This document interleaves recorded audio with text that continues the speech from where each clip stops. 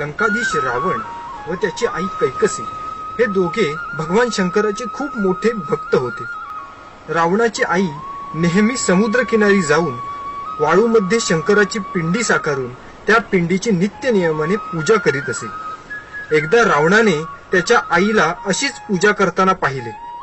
त्यावर रावण असे म्हणाले, हे माते, तुम्ही या लंकाधीशाची आई असूनही अशी नेहमी वाळूमध्ये पिंडी साकारून पूजा का करताय?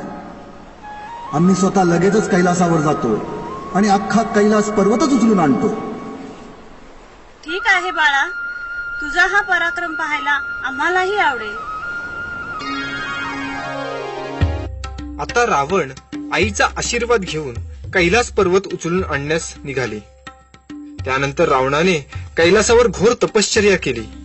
परंतु खूप काळ उलटून सुद्धा भगवान प्रसन्न न झाल्याने रावण अख्खा कैलास पर्वत आपल्या डोक्यावर घेऊन हलवू लागला.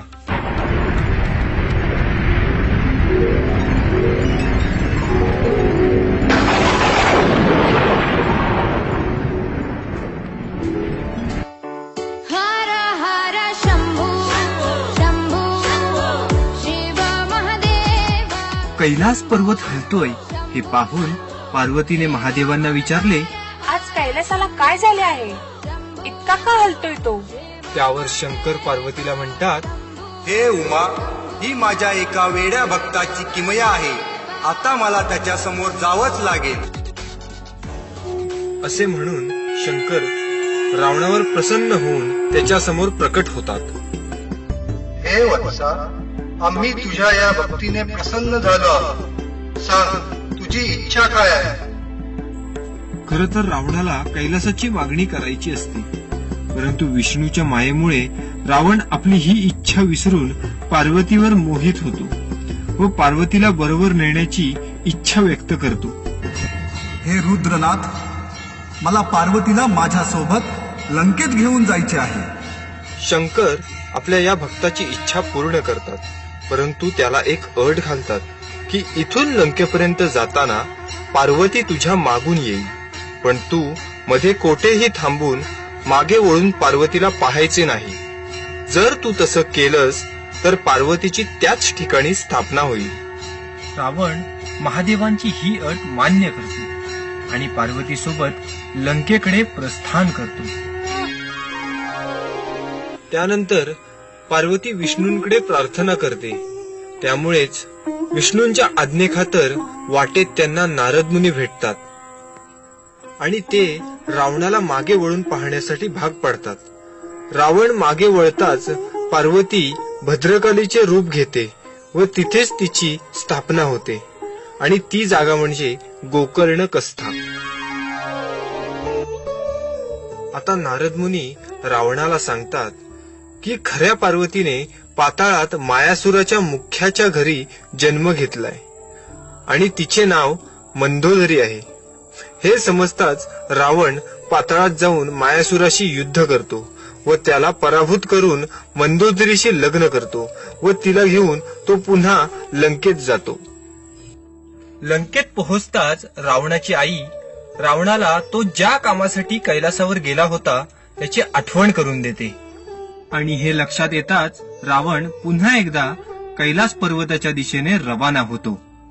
रावण पुन्हा एकदा घोर तपश्चर्या करू लागतो. यावेळी देखील भगवान प्रसन्न होत नाहीत, म्हणून रावण आपले एक एक मस्तक कापून भगवान शंकराचरणी अर्पण करू लागतो. हे पाहून भोलेनाथ पुन्हा एकदा रावणावर प्रसन्न होतात आणि रावणाला त्याची इच्छा विचारतात.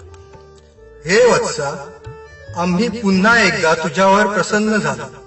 आता तुझी इच्छा सांग.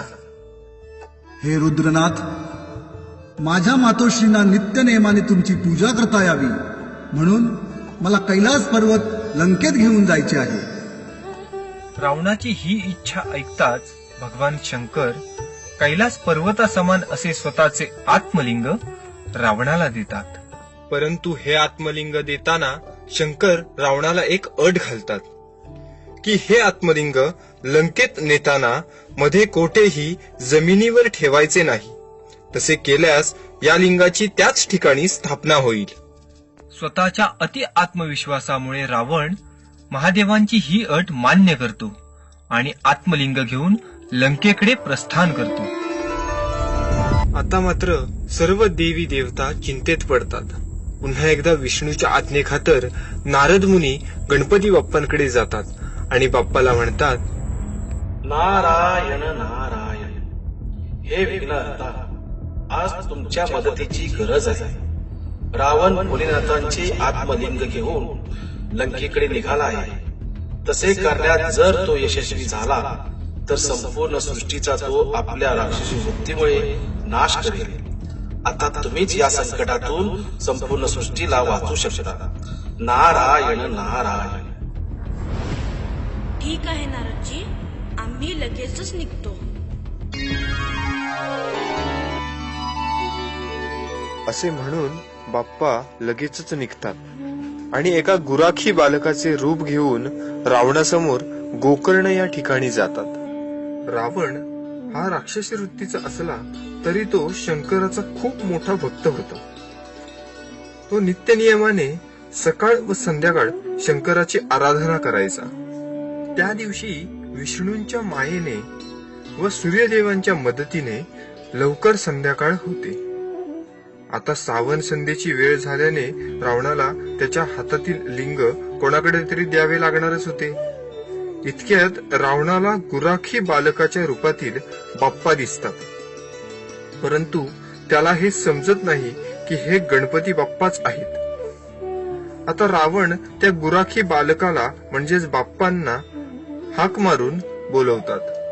हे बालका, जरा इकडे येतोस का? मला तुझी एक मदत हवी आहे. हे ऐकून बाप्पा रावणाजवळ जातात आणि रावणाला म्हणतात, बोला महाराज, मी तुमची काय मदत करू शकतो?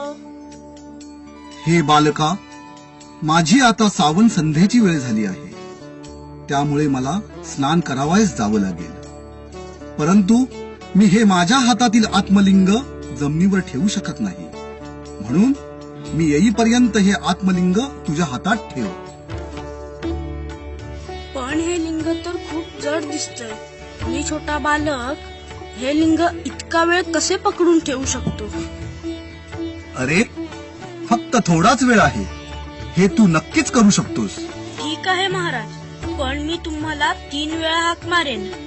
त्यानंतरही जर तुम्ही आला नाहीत तर मी हे लिंग जमिनीवर ठेवेन. त्यावर रावण हो म्हणून आत्मलिंग त्या बालकाकडे देतात आणि स्नान करण्यासाठी निघून जातात. रावण थोडे दूर जाताच तो गुराखी बालक म्हणजे बाप्पा रावणाला लगेचच 3 वेळा हाक मारतात आणि पुढे काय होते हे आता पहाच. महाराज, लिंग झेपेन असं झालंय, लवकर या. ओ महाराज, आता शेवटचा पुकार आहे, लवकर या. अहो महाराज.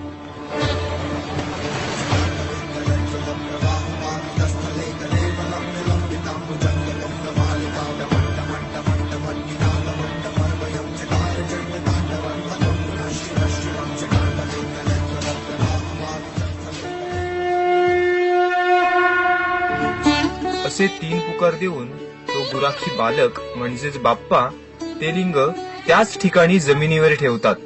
तितक्यात रावण घाईघाईने येतो, परंतु आता उशीर झालेला असतो.